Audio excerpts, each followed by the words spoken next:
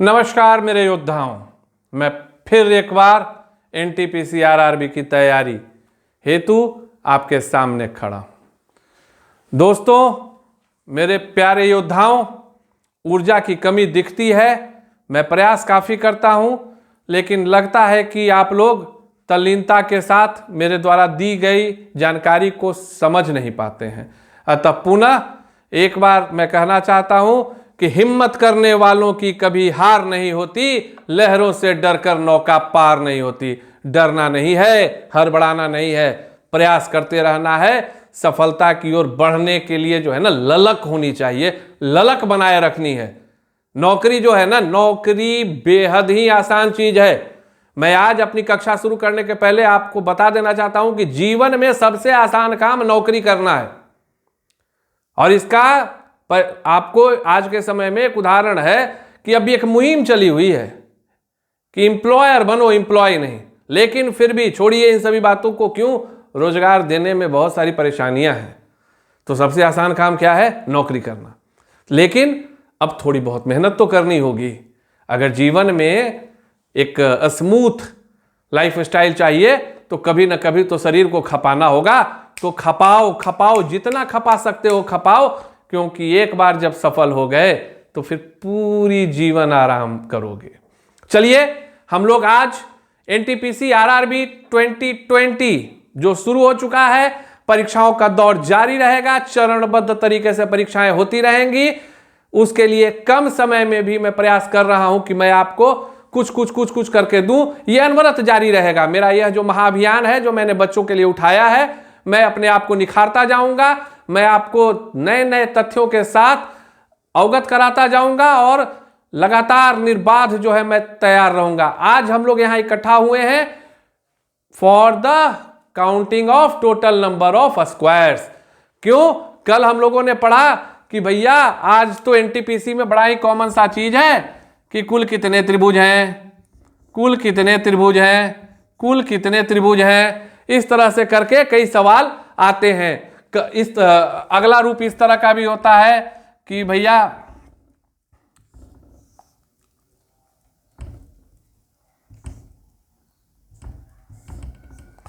तो कि कुल कितने त्रिभुज हैं। इस तरह के सवालों को कल हम लोगों ने देखा। और कल मैंने आपको कहा था कि अगली कक्षा जो होगी उसमें हम लोग स्क्वायर्स के बारे में समझेंगे। तो आज हम लोग इकट्ठा हुए हैं स्क्वायर्स के बारे में समझने के लिए। शुरू करते हैं, प्रभु का नाम लेकर शुरू किया जाए। योद्धाओं जाग जाओ, योद्धाओं जाग जाओ। बड़ा सरल सवाल, कितने स्क्वायर्स हैं? बच्चा 2, 3, 4, 5 का बच्चा भी जवाब दे देगा, जो स्क्वायर को समझता होगा कि 1। कितने स्क्वायर है? तो 1 स्क्वायर है। अब इस सवाल को थोड़ा घुमा दिया गया कि अब कितने स्क्वायर हैं, टोटल नंबर ऑफ स्क्वायर्स। कैसे होगा?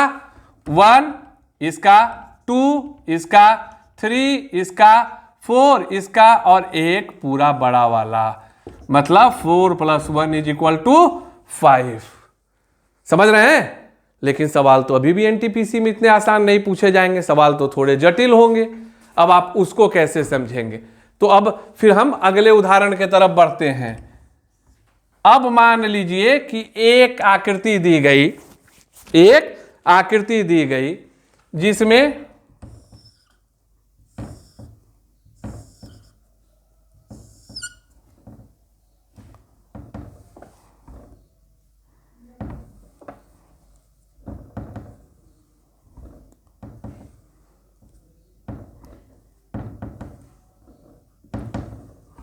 अब इस तरह की आकृति दी गई। इसमें आपको क्या कहा गया? Find the total number of squares. Find the total number of squares कैसे करेंगे? अब तो सवाल धीरे धीरे टफ हो रहा है, समझना मुश्किल हो रहा है। तो हम लोग करेंगे क्या कि हम लोग इसमें पता करेंगे कि कितने रो हैं और कितने कॉलम हैं। तो इसमें रो कितना हुआ बताओ? इसमें रो कितना हुआ? 1, 2, 3, 4। मतलब रो कितना है? 4 है। रो कितना है? 4 है। और कॉलम कितना है बाबू? कॉलम कितना है बच्चों? 1, 2, 3। कॉलम कितना है? 3 है। कॉलम कितना है? 3 है। कुछ नहीं करना है, बहुत आसानी से बनेगा, पल भर में बनेगा, चुटकी में बनेगा। रो इंटू कॉलम कर दो, पहले सीधे कर दो रो इंटू कॉलम, मतलब 4 गुने 3, 4 गुने 3। अब एक एक से घटाते जाओ, 4 से 1 क्या हुआ 3, 3 से 1 क्या हुआ 2, 3 से 1 क्या हुआ 2, 2 से 1 घटा क्या हुआ 1, 2 से 1 घटा क्या हुआ 1, 1 से 1 घट गया क्या हो गया 0। भैया 1 गुने 0 तो खत्म हो गया। अब इसको बराबर करके लिख लो, 4 तिहाई 12, 3 दूनी 6, 2 इकाई 2, ये 0। अब ऐड ऑल द नंबर्स, 12 6 18 2 20, तो टोटल नंबर ऑफ स्क्वायर कितना हो गया 20 हो गया। टोटल नंबर ऑफ स्क्वायर कितना हो गया 20 हो गया। कहां जरूरत है इस चीज को समझने का कि 1 2 3 4 5 6 7 8 नहीं, उतना समय ही नहीं है, उतना समय नहीं लगाना है। बस आपको टोटल नंबर ऑफ रो और टोटल नंबर ऑफ कॉलम लिख लेना है।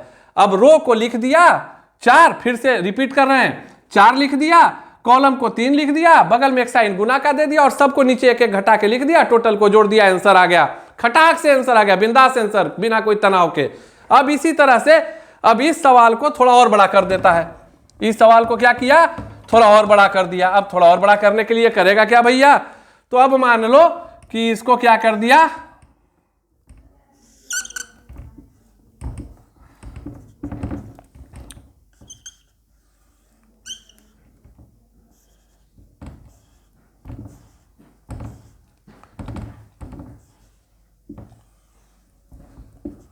अब देखो, अब जो है इस चीज को समझो। अब इसमें रो कितना है, रो कितना है 6, कॉलम कितना है 1 2 3 4 5, कॉलम कितना है 5। स्टेप 1 रो इंटू कॉलम, तो 6 इंटू 5। अब शुरू कर देते हैं घटा के, 6 से 1 गया कितना बचा 5, 5 से 1 गया 4, 5 से 1 गया 4, 4 से 1 गया 3, 4 से 1 गया 3, 3 से 1 गया 2, 3 से 1 गया 2, 2 से 1 गया 1, 1 गुने 0। अब जोड़ो, 6 पचे 30, 5 चौके 20, 4 तिहाई 12, 3 दूनी 6, 2 एकम 2 और ये 0। ऐड कर लो भैया, 6 2 8 2 10 के सुनना, बाकी 1, 3 1 4 2 6 1 7। फिर से मिला लो, 30 20 50 10 60 2 62 6 68 और 2 70, मतलब टोटल नंबर कितना हो गया, सीधे 70 लिख देना है।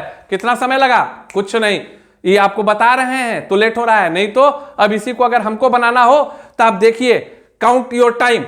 अब जैसे ये सवाल दिया हुआ है, अगर आपको समय बच रहा है कि नहीं चेक करना है, तो जो देख रहे हैं वो टाइमर से चेक करें। अब ये सवाल है, सीधे इसको और बड़ा कर लेते हैं, ठीक है ना, 7 कर लिए। अब कितना है भैया, अब देखो, अब सीधा सीधी समझो, रो कितना है 7, कॉलम कितना है 5, तो 7 गुने 5 लिख लिया, 6 गुने 4, 7 5 7 6 5 4 3 2,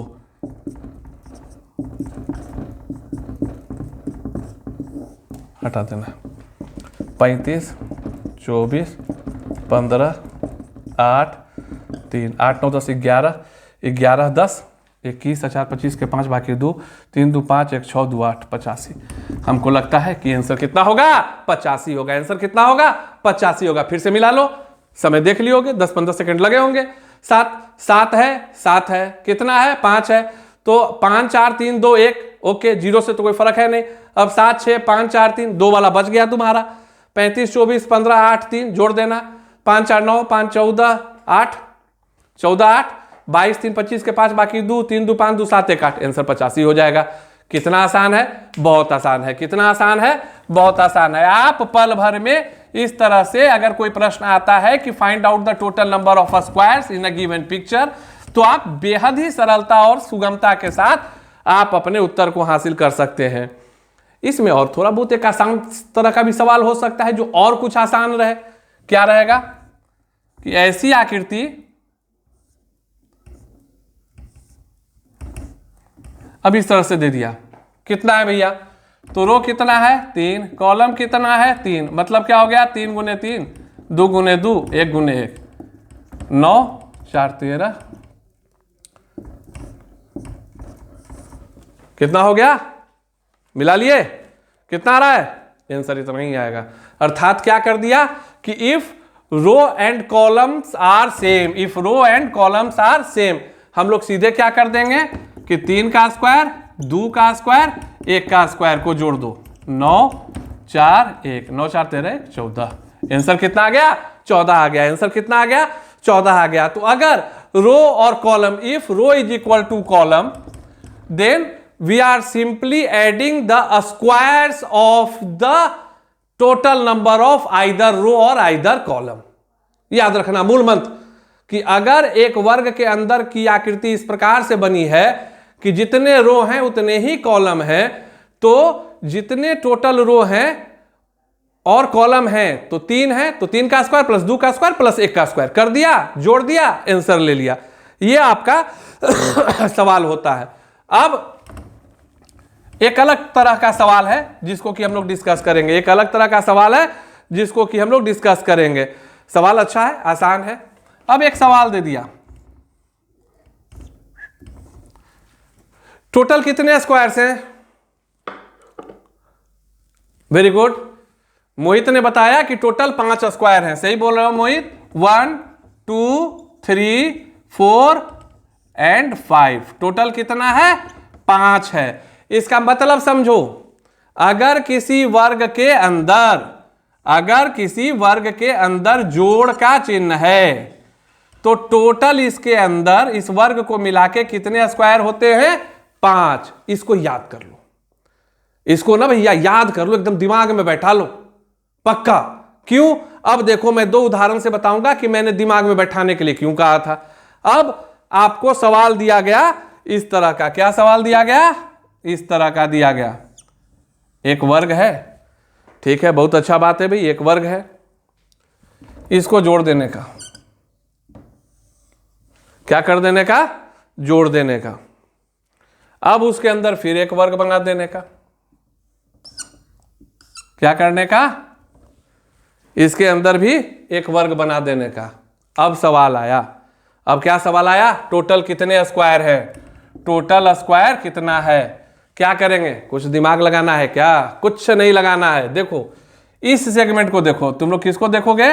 इस सेगमेंट को देख रहे हो? इस सेगमेंट को देख रहे हो? अंदर जोड़ का है। मैंने क्या बताया है कितना होगा? तो इसके लिए कितना हो गया? 5 हो गया। इसके लिए कितना हो गया? 5 हो गया, बाहर कर लिया। अब फिर इसके अंदर भी कितना है? जोड़ है ना, बाहर वाले के अंदर भी जोड़ है, तो मतलब क्या हो गया? 2 लेयर ऑफ 5 हो गया। तो आंसर कितना हो गया? 10 हो गया। आंसर कितना हो गया? 10 हो गया। मैं अब समझ में आया मैंने क्यों बताया था इस चीज को याद रखने के लिए। अब इसको और भी थोड़ा टफ कर सकता है आदमी। क्या कर सकता है? टफ कर सकता है। एक इस तरह से फोटो बना दिया, अब पूछ देगा तो भैया कोई दिमाग ही नहीं लगाना है।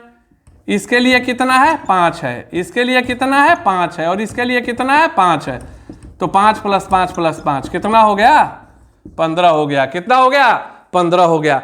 आपने देखा कितनी आसानी से। अगर ये पक्का याद हो कि अगर वर्ग के अंदर जोड़ का चिन्ह है तो 5 होता है, तो ये छोटा सवाल उससे थोड़ा बड़ा सवाल आप आसानी से 5 जोड़ 5 जोड़ 5 करके आप बना सकते हैं। आप बना सकते हैं। अब अगला सवाल की तरफ बढ़ते हैं। समय कम रहता है ना, काफी चीजें बतानी होती हैं। तो अब जो है हम लोग अगले सवाल की तरफ बढ़ते हैं। क्या बढ़ते हैं? बढ़ गए ना।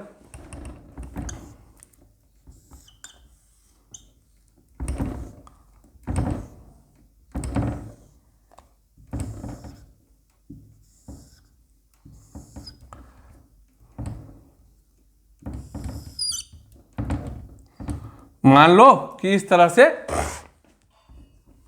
एक आकृति मिल गई। क्या हुई? इस तरह से एक आकृति मिल गई। अब उसके बाद क्या किया? दिखाई दे रहा है?